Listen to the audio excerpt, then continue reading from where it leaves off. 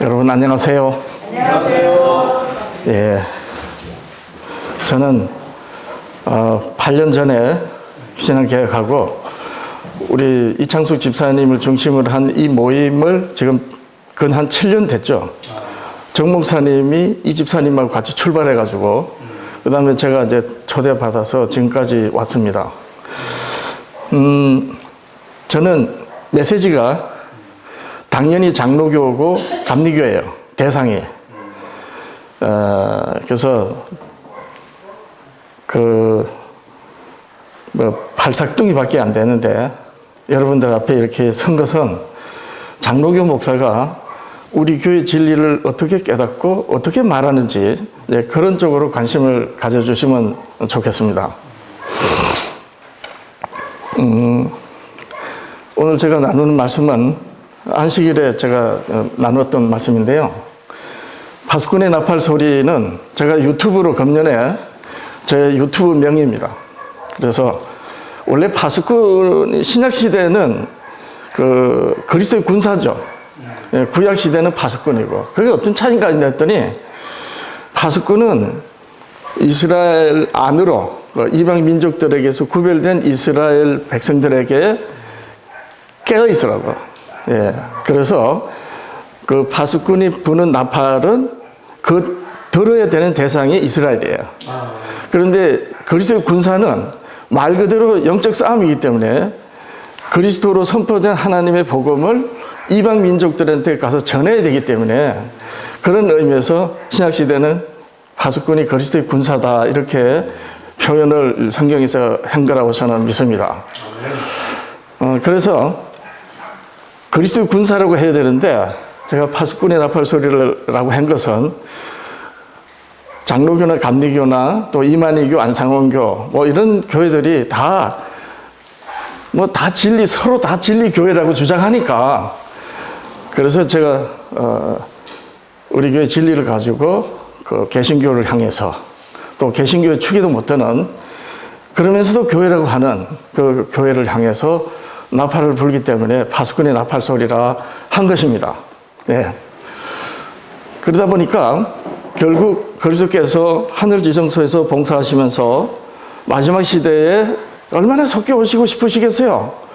그런데 교회들은 저들만의 잔치를 하니까 이 저들만의 잔치를 하는 교회를 우리 주님이 두드리시잖아요. 라오디게아 교회. 그래서 그 교회를 두드리는 그 마음, 그 메시지가 있어야 되는데 그 메시지는 전에 제가 몰랐던 걸 새롭게 깨달은 바를 알고 보니 이렇더라. 여러분들이시여. 네, 이런 어떤 의미로 말씀을 준비하고 나누는 것입니다. 네. 여러분들한테 우리 교회 성도님들한테 제가 말씀을 드릴 그런 건 아니에요. 근데 우리 교회 바깥에 있는 분들한테 어떻게 메시지를 전하는가 한번 관심을 가져봐 주시면 좋겠습니다. 자, 제목은 하나님이 모세를 죽이려고 하신 교훈이에요. 예, 얼레고 달려고 그냥 해놓고는 나중에 그냥 억지로 그냥 도살장을 끌려가는 것처럼 그 정도는 아니지만 그렇게 모세를 보내놓고 죽이려고 그러셨거든요. 왜 그러셨을까? 그 모세를 하나님이 교훈을 하셔야 되죠. 이따가 말씀 중에 나오지만 모세는 그 시대 세계 최강의 왕이 될 수 있는 신분이었어요. 최고의 신분이었어요. 그런데 그 혈기를 참지 못해서 사람을 죽인 그런 자였습니다. 본질적으로 하나님의 종으로 쓰임받을 수 없는 자였어요. 그렇기 때문에 하나님이 모세를 교훈하셔야 되고 또 그럼 그 교훈을 누구로 하셔야 되느냐? 예, 저는 욥으로 살펴본 겁니다. 그래서 부제는 사람이 뭐냐는 거예요. 사람이 무엇입니까? 누가 물었나요? 욥이 물었어요. 예, 욥기의 핵심 주제예요. 이에 대한 답이 욥기가 주는 교훈입니다. 그래서 오늘 하나님의 율법을 내동댕이 친 교회들에게 과연 하나님께서 욥으로 모세를 어떤 것으로 교훈하셨는지 그걸 알면 제가 감히 우리 교회 바깥에 있는 교회들한테 말하기를 당신들 교회는 교회가 아니다. 제가 유튜브로 이거 지금 이렇게 나가는 거예요. 왜 그런지 한번 보자 이거예요.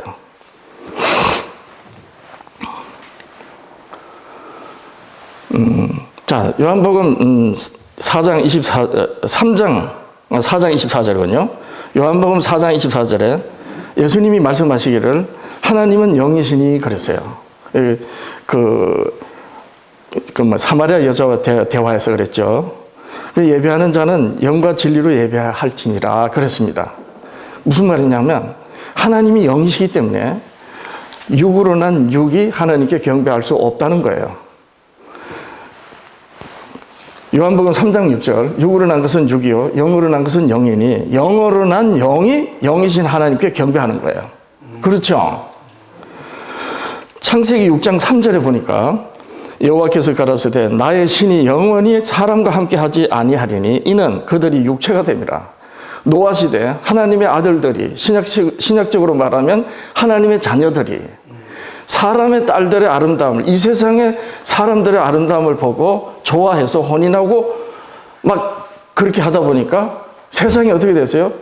다 이 세상에 육체로 난 세상이 되어버렸어요. 하나님이 당신의 형상으로 사람을 지으신 걸 한탄하셨습니다. 그렇죠? 그래서 사람이 육체가 된 거예요. 그래서 육으로 난 육은 다 육체이기 때문에 하나님께 경배할 수가 없는 것입니다. 받지도 않으셔요. 왜냐하면 영과 육은 전혀 다른 차원이기 때문에요. 그러나 그들의 날은 인생은 120년이 되리라. 하나님의 은혜로 구원받을 수 있는 축복의 기간을 주신 것이죠. 그렇죠? 자, 이렇게 하나님은 영이시고 사람은 육으로 난 육체입니다. 그래서 이제 질문을 하게 되는 거예요. 성경에서 하나님의 복음을 논증한 성경은 로마서예요. 여러분, 하나님의 복음은 로마서 1장 1절 2절 하나님이 선지자들로 말미암아 그의 아들에 관하여 성경에 미리 약속하신 것이라 그랬습니다. 따라서 성경이 말하는 복음은 구약 성경의 하나님의 복음이에요. 왜 그러냐? 성경이 말하는 할 때 그 성경은 신약 성경이고 신약 성경이 아직 기록되기 전에 사도들과 예수님이 성경에라고 하셨기 때문에 구약 성경입니다. 그러므로 하나님의 복음, 성경의 복음은 어디 있다? 구약 성경에 있는 거예요. 예. 그래서 마틴 루터가 복음에 나타난 하나님의 의, 하나님의 의가 나타난 복음을 믿음으로 말미암아 믿음에 이른다. 이걸 깨달은 거예요. 그냥 구약 성경에 나타난 복음인 거예요. 이 복음은 예수 그리스도로 많이 깨달아요. 왜냐하면 그분은 하나님의 입에서 나오는 모든 말씀이 육신이 되셔서 오신, 그래서 예수님이 하늘로서 내려오신 산떡이고 내가 아버지께서 이르신 말만 하노라. 따라서 내가 너에게 이르는 말이 곧 영이요 생명이라. 그렇기 때문에 예수 그리스도로 많이 복음을 깨닫는 거예요. 그 예수 그리스도 그분이 이 세상에 처음 전파하신 마귀에게 광야에서 시험 당하시고 이기시고 난 다음에 처음 말씀하신 것이 비로소 이때로부터 하나님 나라를 전파하며 하나님의 복음을 전했다 그랬어요. 그렇죠? 그러니까 그 예수 그리스도로 복음이 이제 되는 겁니다. 그러면 여러분 그 예수를 어떻게 압니까? 네, 이게 바로 질문이 되는 거예요. 자, 그래서 육으로 난 사람의 입장에서 사람의 정체성을 알고자, 사람이 뭐냐는 거예요. 질문을 하는 성경은 어떤 성경인가? 그 하나님의 복음을 논증한 것은 로마서입니다. 사도 바울이 사도가 되기 전에 자기가 알았던 그 율법의 의로는 흠이 없다라고 그렇게 자랑했던 자기가 알았던 그것이 하나님의 복음이었는데 그걸 몰라버린 거예요. 예. 나중에 깨닫고 나니까 자기가 잘못 공부한 걸 알고 다 배설물로 버렸다 그러지 않습니까? 그래서 사도 바울이 자기의 옛사람 사울일제를 회상해서 내가 지금 사도로 부름을 택정함을 받았다. 무엇을 위하여? 하나님의 복음을 위하여 라고 복음을 논증한 책이 로마서입니다. 그러니까 로마서는 어떤 사람들은 신학적으로 굉장히 어렵다 그러는데 정말 로마서에 복음이 다 들어있어요. 그래서 로마서 마지막 26장 끝에서 26절, 27절 끝이 복음으로 끝나요. 논증을 끝내가지고. 자, 이렇게 하나님의 복음을 로마서로 논증했는데, 그러면 사람의 입장에서 사람의 정체성을 알고자 하여 사람이 무엇입니까? 라고 묻는 성경이 어떤 성경인가? 예. 그게 욥기입니다. 예, 욥기. 자, 이제 어떻게 욥기로 이 욥이 이 질문을 하나님께 드리는지 한번 봅니다. 욥기 1장 8절. 여호와께서 사단에게 욥을 자랑하여 네가 내 종 욥을 유의하여 보았느냐? 그와 같이 순전하고 완전하고 정직하여 하나님을 경외하며 악에서 떠난 자가 세상에 없느니라. 누구와 같이? 욥과 같이. 자, 이 욥이 악에서 떠난 자예요. 여러분, 악을 뭘로 이해합니까? 율법입니다. 율법으로 사람이 어떤 존재인지를 교훈하는 말씀이 욥기예요. 자, 그런데 이 욥이 까닭없이 고난을 당하다가 나중에 생애를 저주하다가 끝끝내 막 친구들이 돌아가면서 정죄하니까 하나님께 이제 묻습니다. 아무리 말을 해도 너희가 어찌 하나님처럼 나를 핍박하느냐. 여러분, 욥의 친구들이 욥을 뭘로 가지고 정죄했어요? 율법으로. 네 뒤로 호박씨 같지 않냐. 고아의 팔을 비틀고 과부를 속에 묻었지 않느냐. 이 친구들이요, 욥에게 와가지고 위로하러 왔다가 성경에 이 욥기 2장에 보면요, 7날, 7일 동안 말을 못합니다. 위로하러 왔다가. 왜 친구들이 아무 말을 못했겠어요? 욥의 몰골을 보니까 도무지 이해가 안 되는 거예요. 친구라고 존경하고 우리가 이 욥을 본받고자 했는데 알고 봤더니 그게 아니라는 것이 이 친구들에게 결론이 나버린 거예요. 이렇게 해가지고 욥을 정죄합니다. 여러분, 여기서 제가 한 말씀 더 하고 넘어가는 게 뭐냐면, 율법은 죄인을 정죄하지 않아요. 율법은 죄를 정죄합니다. 너희 지체 속에 죄가 왕노릇하니 너희 몸을 불의의 병기로 죄에게 드리지 마라. 이 공중권세를 잡은 마귀가 그의 죄를 가지고 사람의 육체, 그래서 육체가 됨이라는 것은 죄의 종이 됨이라는 거예요. 그러니까 죄인이 되어버렸으니까 하나님은 그 죄인을 구원하셔야 되는데 그 죄인을 정죄하면 어떡합니까?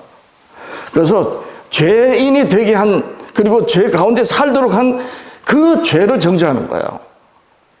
그런 겁니다. 자, 이렇게 욥의 친구들이 욥을 정죄해버렸어요. 마치 가늠한 여자를 돌로 치라 하면서 예수님을 시험하려고 했던 율법사처럼. 그렇게 해서 나중에 욥이 아니다. 생일을 저주하죠. 내가 난 날이 없었더라면 왜 어미의 젖이 나를 빨게 했던가? 왜 무릎이 나를 받았던가? 내가 왜 죽어서 낫지 않았던가? 그 날이 없었더라면 얼마나 기가 막힙니까? 근데 친구들이 너 분명히 죄를 졌어 라고 정죄를 해버리니까 욥은 자기 생일을 저주하다가 나중에는 어때요?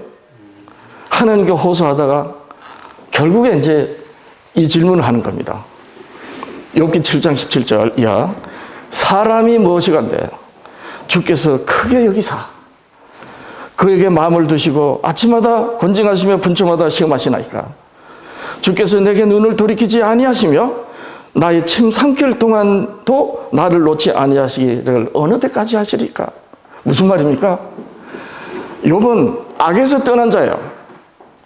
다르게 말하면 완전한 자였어요. 완전하여 정직하다 그랬어요. 그 욥이 이제 의문이 된 거예요. 하나님이 생각하시는 그 사람이 어떤 존재냐는 거예요. 그 사람이 하나님이 받으시고 하나님이 그에게 마음을 두시고 그와 동행하시고 그 하나님께서 기뻐하시는 그 사람이 도대체 어떤 사람입니까? 라고 물었던 겁니다. 그러면 알려주시면 제가 그 사람을 닮겠습니다. 이 질문이었던 거예요. 사람을 감찰하시는 자여, 하나님 보고 하신 거예요. 내가 범죄하였던들 주께 무슨 해가 되오리까? 하나님이 거룩하신데 내가 얼마나 큰 위인이길래 내가 죄를 조금 지었기로 소니 하나님께 무슨 해가 됩니까? 라고 욥의 이 말에서는 자기가 보잘것없습니다 라고 말을 했는데, 그러면 바로 무릎 꿇어야죠. 그런데 자기는 자기가 범죄를 했다 할지라도 하나님에겐 요만큼도 하나님의 거룩하심을 훼손하거나 하나님을 욕되게 하는 건 아닙니다. 제가 하나님을 대적해서 하나님을 욕되게 할 만한 그런 위인이 되지 못합니다 라고 했던 거예요. 여러분, 이걸 뭘로 아세요? 율법입니다. 한번 보세요. 어째 나로 관역을 삼으셔서 스스로 무거운 짐을 되게 하셨나이까? 까닭을 모르는 욥, 고난 중에 깊은 의구심으로 자기를 탄원하면서 물었던 거예요. 세상의 모든 사람이 알아야 하는 질문입니다. 사람이 어떤 존재이냐, 사람의 정체성을 알고자 하여 생겨난 학문이 철학이에요. 그런데 답을 찾지 못하니까 생겨난 게 뭡니까? 그게 종교입니다. 오직 성경에 답이 있는 거예요. 이쯤 해가지고 총신대 앞에서 제가 유튜브를 하면, 총장님, 이 생각 한번 해보셨습니까? 못 해봤었을 것입니다. 왜냐하면 율법으로 깨닫는데 장로교는 그 율법을 차버렸으니까요. 이렇게 이제 하는 거예요. 욥은 순전한 마음으로 정직하면 되는 줄 알았습니다. 하나님을 경외하고 악에서 떠나면 되는 줄 아는 거예요. 그리고 실제 그렇게 살았어요. 하나님도 인정하셨어요.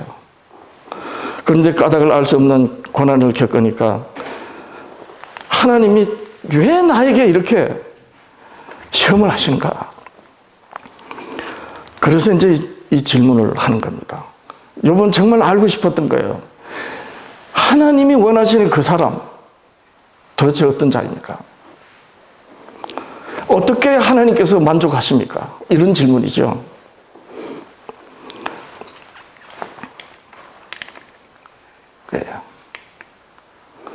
욥의 깊은 의구심으로 던지는 이 질문이 하나님께서 우리에게 주시는 교훈의 키가 되는 거예요. 철학을 하고 종교를 하는 이유입니다. 자, 그러면 이 하나님을 알지 못하는 이 니므롯 시대, 바벨탑을 쌓을 때 온 땅으로 세상의 사람들이 흩어져서 기어코 하나님을 잃어버리고 사는 이 세상에 하나님이 자기를 계시하셔야 되죠. 아브라함에게 나타나셨고 그 전에 노아에게 나타나시고 에녹하고 동행도 하셨지만 그 시대 사람들한테 하나님이 직접 나타나셔서 말씀하시고 계시하셨어요. 그런데 그 이후에는요, 세상의 모든 사람들한테 노아와 아브라함에게 당신을 나타내신 것처럼 그래 나타낼 수는 없잖아요. 그래서 하나님께서 하나님을 아는 지식을 한 사람에게 계시해가지고 그걸 책으로 기록하게 해서 대대로 역사가 되게 하신 말씀이 창세기요 곧 모세가 기록한 거예요. 그래서 모세가 하나님을 알게 된 겁니다.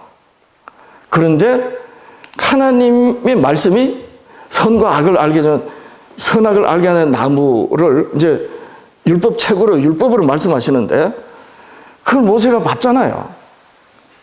시내산에서. 그리고 세상에서 구별하신 그 이스라엘로 제사장 나라를 삼잖아요. 그 이스라엘을 이끌어가는 모세가 하늘만큼 자기의 자존심분을 높인 여전히 그 애굽의 바로가 될 수 있는 그 모세고 사람을 쳐 죽일 정도의 그 모세면 안 됩니다.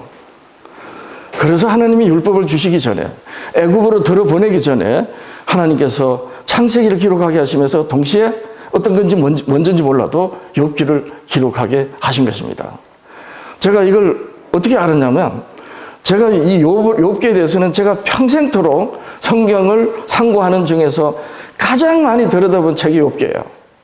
제가 한때 회사 경영하면서 IMF 때 이 온 나라가 다 망해질 때 왜 이렇게 어려움을 겪는가 하고 제가 욥기를 정말 많이 들여다봤어요. 근데 답을 못 찾았죠. 내 시작은 미약하지만 내 나중은 창대하리라. 이 저주의 말씀입니다. 그건 함부로 그런 말씀 가지고 축복한다고 액자를 나누고 그런 게 아니에요. 욥 입장에서는요, 그건 정말 저주스러운 말이에요. 그래서 도대체 욥기가 뭘 교훈하는가? 답을 못 찾았습니다. 근데 제가 의문의 율법 조문하고 하나님 율법이 다르다는 걸 딱 알고 난 다음에 하나님이 모세를 교훈하려고 욥기를 세우셨구나, 욥을 세웠구나 하는 걸 알았어요. 욥뿐만 아니에요. 욥의 세 친구 다입니다. 젊은 엘리후까지 전부 하나님의 율법 가지고 그렇게 욥을 괴롭혔던 거예요. 이 욥은 그 율법 가지고 자기가 죄가 없습니다 하고 하나님께 탄원했고, 근데 알고 보니 다 오해했던 거죠. 자, 이 모세는 바로의 아들로서 바로가 될 수 있었고 사람을 쳐 죽일 수 있었어요. 여러분, 사람을 죽이는 것은요, 크게 난 두 가지예요. 하나는 나쁜 짓 하는 거예요. 그리고 그 나쁜 짓 하는 거 들통날까봐, 지 잘못한 걸 본 사람 죽여버리니까 자기 죄를 감추려고. 그리고 또 하나는요, 내가 일어나서 이 나라를 구하고 민족을 위해서 내가 한번 바치리라 이래놓고 자기가 맞지 않는 대적한 이 나라를 해로 여기로 있는 사람을 죽여버리는 거야. 여러분, 어느 쪽이 하나님께서 원하실 것 같아요? 대의를 위해서 사람을 죽인다? 둘 다 하나님은 안 원하십니다. 만약에 그렇다면 모세가 사람을 죽인 것은 어떤 이유든 간에 그건 살인자예요. 그런 자를 하나님이 쓰실 수가 없는 겁니다. 그래서 하나님께서 모세를 이제 교훈을 하시는 것이죠. 자, 이 사건으로 이제 모세가 도망갑니다. 40년이 지나서 시내산 떨기나무, 열매를 맺는 나무요, 생명나무요. 근데 불이 활활활 타는 거예요. 심판의 나무요. 그 하나님을 만나고 나서 이제 하나님 부름을 받아요. 하나님이 애굽으로 가라니까 하나님 보내실 만한 일을 보내시옵소서. 제가 입이 굳어 혀가 뻣뻣해가지고 참 저는 이 감당이 안 됩니다. 나중에 하나님 열받아가지고요, 막 그냥, 그래서 나중에 안 되다 죽이려고 그랬어요. 이렇게 윽박질릴 정도로 모세는 하나님 보낼 만한 일을 보내소서 그랬어요. 무슨 말이에요? 그만큼 자존심의 벼슬을 세워놓던 게 거의 꺾어진 겁니다. 그럴 쯤에 하나님이 나타나셔서 모세를 만나신 거예요. 양을 치는 목동이 됐을 때 양이 목자를 따르지 않으면 지팡이와 회초리, 책질을 가지고 다스리죠. 예. 그대로 네가 양이란 말이에요. 그래서 나중에 모세의 지팡이를 하나님의 지팡이로 세우시는 거예요. 그죠? 자, 이렇게 해가지고 이제 명을 받고 애굽으로 가는데 출기 3장 10절, 이제 내가 너를 바로에게 보내어 너에게 내 백성 이스라엘 자손을 애굽에서 인도해 내게 하리라. 자, 이렇게 해서 이제 보내십니다. 예, 하나님의 모세의 지팡이, 하나님의 지팡이를 되게 하시고 모세의 손에 하나님의 명령을 주셨죠. 예, 문둥병자가 되고 났고. 예, 근데 모세가 안 가려고 그랬어요. 모세가 여호와께 가르되 주여 나는 본래 말을 잘 하지 못합니다. 주의 종의 명령하신 후에도 역시 그러니 나는 입이 뻣뻣합니다. 둔합니다. 보낼 만한 일을 보내소서. 3장 14절, 여호와께서 모세를 향하여 화가 나셨어요. 내 형 아론 말 잘한다. 그러니까 가라. 그가 너를 보면 기뻐할 것이다. 자, 이렇게 떠밀려서 이제 모세가 갑니다. 그런데 가는 도중에 이제 죽이시러 그랬어요. 그죠? 왜 죽이러 가시는가는 다 압니다. 할례를 안 했기 때문이에요. 그렇죠? 근데 할례를 아닌 것은요, 결과예요. 진짜가 뭡니까? 모세가 누굴 말 들었어요? 아내 시보라가 반대를 한 거예요. 이 아이가 태어났을 때 할례를 해야 되는데 시보라가 끝까지 반대를 한 겁니다. 우리 주석에도 그래 다 나와요. 근데 하나님 갑자기 나타나셔서 모세를 죽이시려고 하니까 이 시보라가 그냥 깜짝 놀란 거예요. 아이고, 내 때문에 남편이 죽구나. 이래가지고 얼른 이제 할례를 했어요. 그래서 모세가 안 죽었죠. 그죠? 근데 알고 보면 모세 할례 때문에 했는데, 알고 보면 모세가 아담이 하와 말 들은 꼴이 됐어요. 그렇지 않아요. 아담이 하와 말을 듣고 하나님 영으로 살지 못하고 죽었습니다. 그 영은 죽는 영혼이 됐어요. 똑같이 하와 말을 들었던 모세를 죽이시려고 하셨던 것입니다. 왜냐하면 애굽으로 들어갈 쯤에는 창세기를 모세가 기록했던 거예요.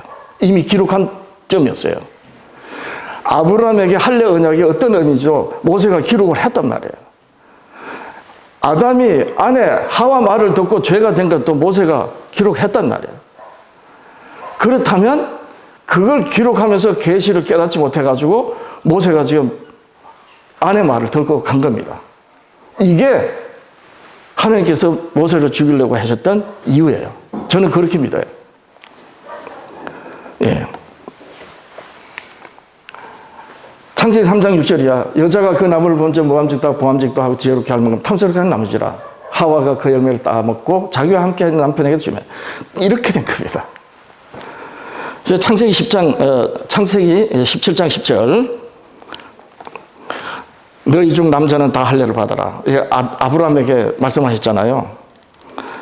이게 언약입니다. 아브라함의 후손, 하나님의 구별된 백성이라는 그 표징인데, 신약시대로 말하면 예수 그리스도를 믿는 믿음, 그분의 십자가의 보혈의 피, 그걸 모세가 성경을 기록하고도 안 했던 거죠. 예. 모세가 창세기 기록하고 할례의 의미를 기록, 그런데 할례를 하지 않았죠. 하나님 말씀이 아닌 아내의 말을 들은 것.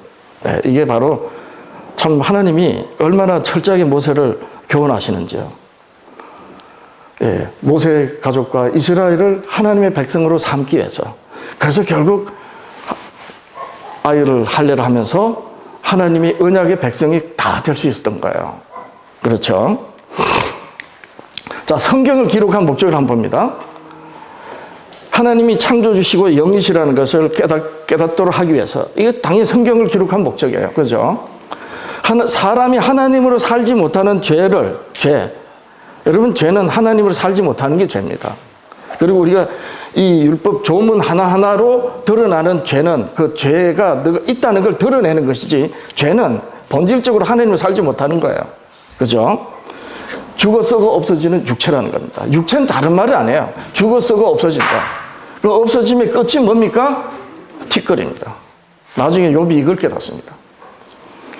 그래서 하나님이 생명을 구원하신다는 것을 세상이 깨닫도록 성경을 기록하게 하신 것이죠. 자, 대략 7단계인데요.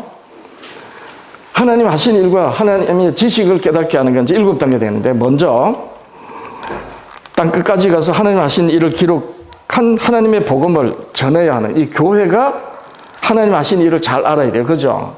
둘째, 교회가 하나님 하신 일과 복음을 잘 알려면 그리스도께서 세상에 오셔야 돼요. 안 오시면 그 복음이 드러나질 않습니다. 그렇죠? 셋째, 그리스도께서 세상에 나시기 위해서는 여자의 후손 그리스도를 낳는 이스라엘을 조성하셔야 돼요. 이게 하나님 하신 일의 구속의 경륜의 일이에요. 예. 하나님께서 이스라엘 조상들로 이스라엘을 어떻게 조성하시고 또 왜 조성하셨는지 그 목적을 이스라엘에게 가르쳐 주셔야 돼요. 넷째, 그런데 아브라함, 이삭, 야곱 자손 이스라엘이 애굽에서 살았기 때문에 왜 이스라엘을 애굽에서 살게 하셨는지, 그리고 하나님께서 이스라엘을 어떻게 애굽에서 이끌어내셨는지를 이스라엘이 알아야 됩니다. 가나안 땅에 하나님께서 아브라함 보고 가라가는 목적지였어요. 그런데 처음부터 가나안 땅으로 가라고 안 했습니다. 그래서 아브라함은 갈 바를 알지 못하고 나아갔다 그랬어요. 왜 아브라함에게 가나안 땅이라고 가르치지 않았는가? 가나안 땅에 이르는 것은 세상에서 구별되기 때문인 것이기 때문에 세상을 상징하는 애굽에서 나와 출애굽에서 가나안에 들어가는 거예요. 이것 때문에 이스라엘을 이삭, 야곱으로 그 백성들을 뭐 하나님 예정하신다는데 그게 아니에요. 하나님이 그리스도 안에서 만물을 통일되게 하시려고 하나님 속에 영원 전에 그리스도로 이루시려고 하는 그 일을 예정하신 거예요. 이게 구속의 경륜으로 이스라엘이고 교회입니다. 그게 나중에 다 드러난 게 뭐냐? 바로 요한계시록 12장에 용과 여자, 해산하는 여자 싸우는 그거예요. 네.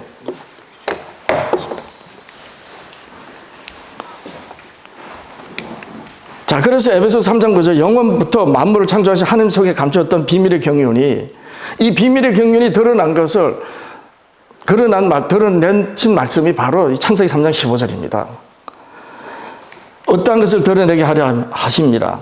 이는 이제 교회로 말미암아 하늘에서 정사와 권세들에게 하나님 각종 지혜를 알게 하심이니 곧 영원부터 우리 주 그리스도 예수 안에서 예정하신 뜻대로 한 것이라. 그러니까 그리스도가 나타나셔야 돼, 여자 후손으로. 그래서 이 영원 전에 감추었던 비밀의 경륜이 이제 그리스도로 말미암아 때가 찬 경륜으로 이제 나타나서 이루어진 거죠. 하늘에 있는 것이나 땅에 있는 것이 다 그리스도 안에서, 만물을 그리스도 안에서 통일되게 하려 하십니다.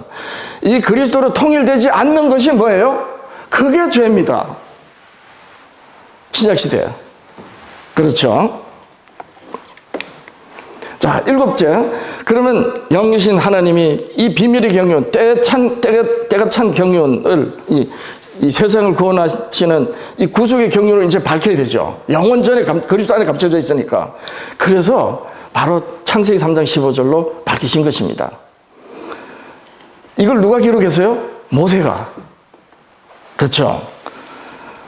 특히 창세기 2장에 선악을 알게 한 나무 열매 먹지 마라. 먹는 날에는 내가 정녕 죽으리라. 이것은 저주가 아닙니다. 하나님으로 살으라는 거예요.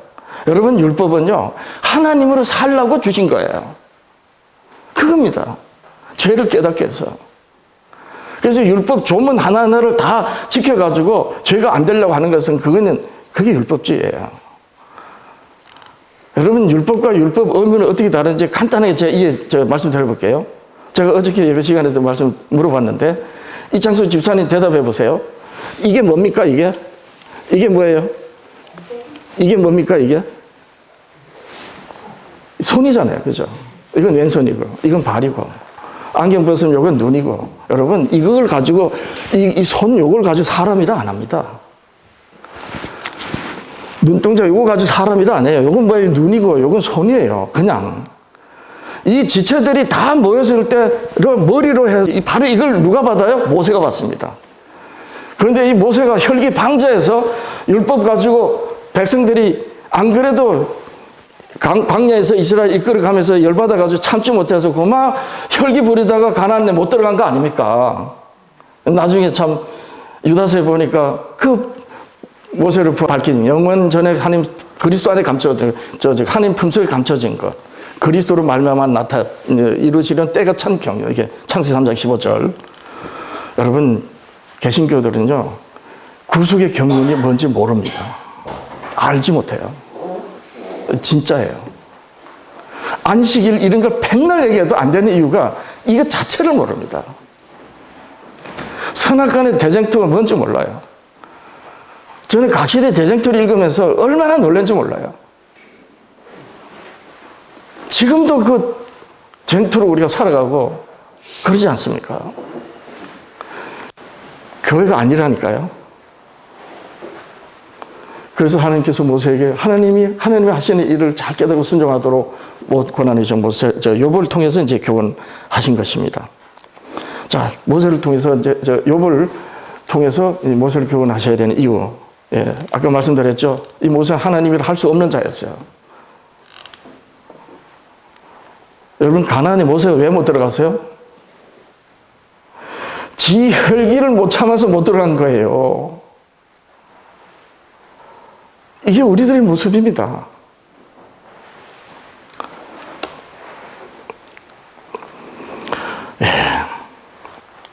그 살인자 모세를 이제 이 욥을 통해서 이제 교훈하십니다.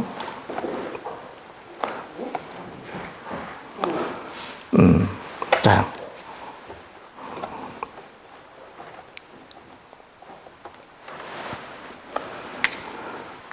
그래서 이제 욥을 통해서 욥기를 기록하면서 제가 우리 교회가 정말 진리를 제가 생각하기에는 진짜 완전하게 붙들고 있는 것 같아요. 제가 모세가 바라는 자지 아니하거든 어찌 내 말을 믿겠느냐. 여러분 유대인들은 모세 이걸 안 믿었어요. 예수님이 안 믿었다고 유대인들 보고 아주 딱 찍어줬어요. 이사야 선지자로 말씀하셨고요. 마가복음 7장 8절 9절 보니까 너희가 사람의 전통을 지키느라고 하나님의 계명을 잘 저버리는 도다. 따라서 유대인들이 율법을 지켰다고 하는 그 율법은 하나님 율법이 아니었던 거예요. 그래서 지들이 믿고 따라갔던 그 율법으로 예수 그리스도를 죽인 것입니다. 율법의 오해가 얼마나 큰지 유대인들이 반면교사로 오늘날 이 교회들에게 선생이 되어주고 있는데도 교회들은 그걸 못 깨닫고 있는 거예요.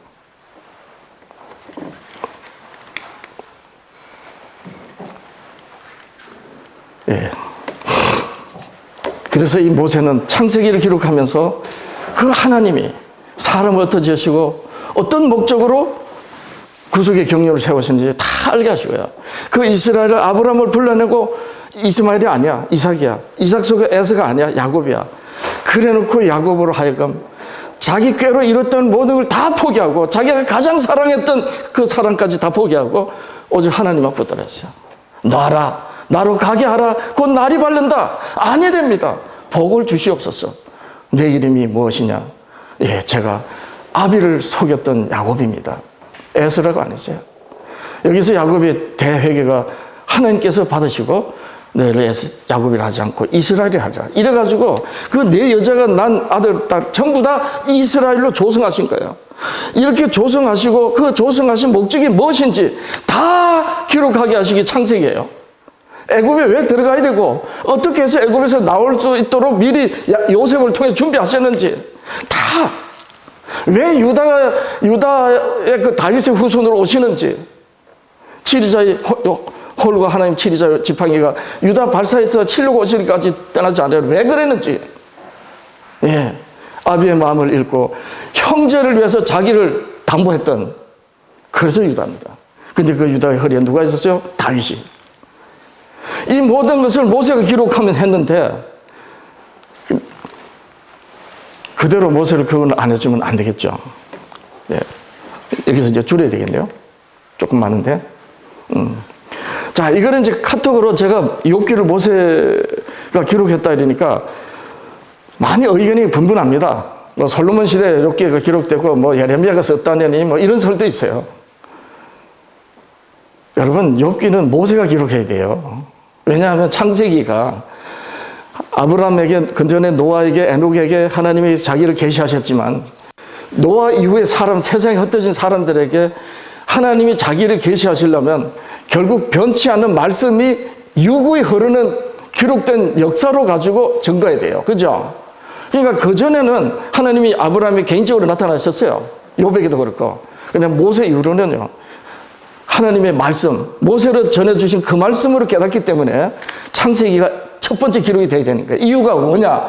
하나님이, 영이신 하나님이 어떻게 세상 사람들이 그 하나님을 알 수 있도록 기록한 것이 창세기이기 때문에. 근데 창세기에 율법이 다 나와요. 그러니까 모세는 반드시 그 율법을 하나님께서 주시기 전에 모세는 그 율법의 교훈을 받아야 돼요. 따라서 모세 있기 전에 율법으로 교훈할 수 있는 인물이 있어야 됩니다. 역사적으로. 그리고 모세가 기록해야 돼요. 이게 실제로 모세가 욥의 욥기를 기록했다는 증거가 되는 거예요. 네. 그래서 제가 이분한테 편지를 보냈죠. 의견을 다는 사람한테. 여러 의견이 있지만 예, 지금까지 말씀드린 대로 모세를 교훈하셔야 되기 때문에 모세로 기록하게 하셨습니다. 근데 이건 제 추정으로 하면 안 되잖아요. 예, 그래서 예, 제가 우리 교회 참 주석 참 보면서 야, 이런 것까지 챙겨놨구나. 그럽니다.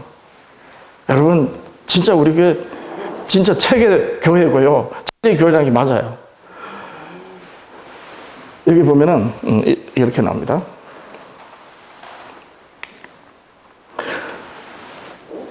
유대인들이 유대민족이 바벨론 포로 때 그때 써진 탈무드에 모세가 자신의 책과 발람과 욥에 관한 사건들을 기록하였다.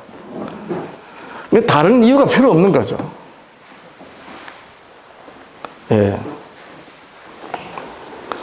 그래서 성경은 창세기를 시작하여 하나님의 계시 시작을 모세로 하셨고 죄를 깨닫게 하는 하나님의 율법을 모세에게 주셨어요. 그래서 욥기로 그 모세를 교훈하셔야 했던 것입니다. 자, 그러면 모세가 교훈을 받았는지 한번 보세요. 시편 90편이에요. 모세가 이 욥기의 교훈으로 이제 깨달은 바입니다. 사람이 무엇입니까? 라고 욥이 물었고 하나님이 뒤에 보면 나오는데 이제 뭐 이렇게 좀 줄여가면서 해야 되겠는데 욥기 38장에 하나님 나타나셔가지고 네가 대장 보면 허리를 단단히 하고 나한테 대답해라. 내가 천지를 창조할 때 땅에 기초를 넣을 때 네가 어디 있었냐 이렇게 물어요. 욥이 어디 있었습니까? 티끌입니다. 하나님이 천지를 창조하실 때 땅에 기초를 놓으실 때 아담도 없었어요. 그냥 티끌이었어요. 티끌로 아담을 조성하시고 아담 허리에 욥이 있었던 겁니다. 이걸 깨닫고 난 다음에 욥이 42장 마지막 장에 무지한 자가 알지 못하는 말을 했나이다. 하나님이여 내가 티끌과 제 가운데서 회개합니다. 라고 사람이 정말 티끌에 불과하고 아무것도 아니라는 걸 욥이 그때 알게 된 거예요. 도대체 하나님께서 원하시고 하나님이 인정하신 그 사람이 어떤 자이길래 나로 하여금 이렇게 분초마다 침 삼킬 동안에도 이 무거운 짐으로 나를 체험하시나이까. 근데 뿐만 아니에요. 욥이요, 내가 한 말, 욥 친구들 보고 너희들이 하나님처럼 나를 핍박하는구나. 내 살을 먹고도 그러냐 이렇게 하면서요. 책에 내 말이 책에 기록되었으면 좋겠노라. 철필과 연으로 영영이 돌에 새겨졌으면 좋겠도다. 뭔 말입니까? 욥은 이제 발끝에서 머리끝까지 악창이 나서 이제 죽습니다. 자기가 봐도 이제 얼마 살지 못해요. 그럼 죽으면 어떻게 돼요? 더 이상 하나님께 하소연할 수 없어요. 그러니까 어떻게 해요? 내가 탄원하고자 했던 그 모든 말들이 영원히 지워지지 않는 돌에 새겨졌으면 내가 죽고 난 다음에도 하나님이 언젠가는 돌에 새겨진 내 하소연을 보시고 나를 받으시리라. 그랬던 거예요. 그것도 모자라가지고 뭐랍니까? 내가 죽어 이 가죽 밖에서 하나님을 보리라. 죽어도 못 죽겠다는 거야. 그걸 가지고 교회들은 말이죠, 부활신학이라고 그래요. 그건 오늘날 예수님의 십자가 희생과 부활을 경험한 그 사도들의 전해주는 성경으로 말미암아 깨닫는 사람들이 하는 말이에요. 진짜 욥의 입장에서는 죽어도 눈 못 감는 거야. 이대로 못 죽습니다. 도대체 내가 하나님께 버림받아야 될 이유가 뭡니까? 하나님 나를 받아주세요. 이렇게 했던 거예요. 끝까지 욥은 하나님이 자기를 받으실 거라고 매달렸던 것입니다. 믿음이에요. 근데 끝끝내 못 깨닫다가 나중에 정말 티끌이라는 걸 알았을 때 티끌과 제 가운데서 내가 회개하나이다. 여러분, 사람이 뭐라고요? 티끌입니다. 사람은 그분으로 조성돼서 그분으로 사는 존재예요. 어찌 질그릇이 토기장이한테다가 따질 수 있겠습니까? 욥이 그랬던 거라니까요.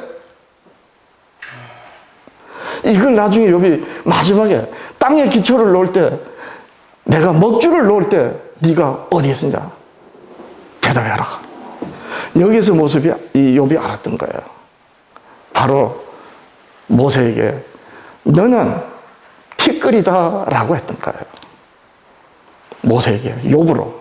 그리고 그 고난의 종과 믿음의 사람들로 통해서 오늘 우리가 티끌이란 말이에요.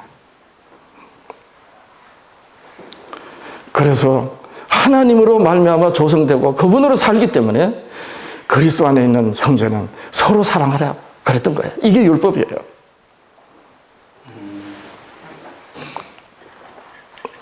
자, 모세 이제 노래를 듣고 이제 마치겠습니다. 시편 90편 1절 이하. 주여, 주는 대대 우리의 거처가 되셨나이다. 산이 생기기 전 땅과 세계도 주께서 조성하시기 전 곧 영원부터 영원까지 주는 하나님이시니다.